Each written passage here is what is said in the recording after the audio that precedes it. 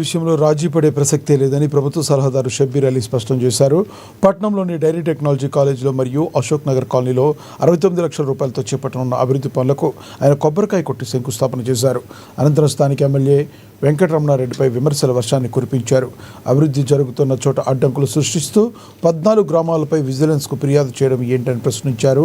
అధికారులు ఎమ్మెల్యేను కలవడానికి వెళ్తే సమయం ఇవ్వకుండా ఢిల్లీ, మహారాష్ట్ర పర్యాటకులంటూ కాలక్షేపం చేస్తున్నారని విమర్శించారు.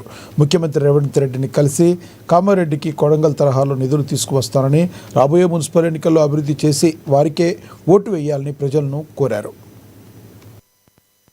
ఎమ్మెల్యే వల్ల 2 years వెయిట్ చేసి ఇక ఆయన రాకపోని నో ప్రోటోకాల్ ఫౌండేషన్ ఎక్కడ వేసలేను,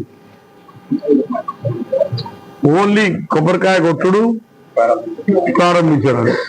ప్రోటోకాల్ అనగానే మళ్ళా రాయి ప్రోటోకాల్ అన్ని రావాలా, నా పేరు కింద పైన అవంటే పర్వాలేదు, నా పేరు కిందనే పెట్టు, ఆయనదే పేరు పెట్టాం. ఫస్ట్ ఇందిరాగాంధీ స్టేడియంలో మినిస్టర్ తర్వాత ఆయన పేరు పెట్టాం, మా కింద పెట్టుకున్నాం. నా పేరు లేకున్నా సరే వర్క్స్ కావాలా, వర్క్స్ అడ్డుపడకు.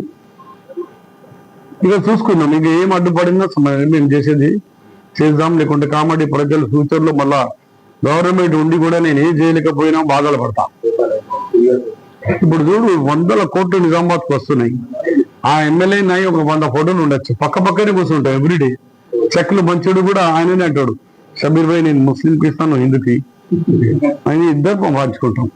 అంత కోఆపరేషన్ ఉంది. కానీ ఇక్కడ 0 కోఆపరేషన్. నా శిష్యుడై ఆయన ఎవరు నాకు తెలియదు, ఈడైతే నా శిష్యుడే కదా. గతంలో నా ఎమ్మెల్సీ కరీంనగర్, వరంగల్ 4లో నిజామాబాద్ ఆల్రెడీ స్టార్ట్ అయిపోయింది. కామారెడ్డి డ్యూ టు మన ఎమ్మెల్యే గారి పుణ్యం వల్ల ఆయన ఫౌండేషన్ కు డేట్ ఇస్తలేరు. గౌరవ డిప్యూటీ చీఫ్ మినిస్టర్ గారు ఆ డేట్ క్లియరెన్స్ గురించి వెయిటింగ్ లో ఉన్నారు. ఆయన ఎప్పుడు పిలిస్తే, ఎందుకంటే మీకు తెలుసు ఇప్పటికే 3 సార్లు ఎమ్మెల్యే అసెంబ్లీలో మాట్లాడిందో ఆ మీద 14 గ్రామాల్లో రోడ్ల మీద కంప్లైంట్ అయినాయి. ఇప్పుడు కూడా నా ప్రోటోకాల్ అంటున్నారు.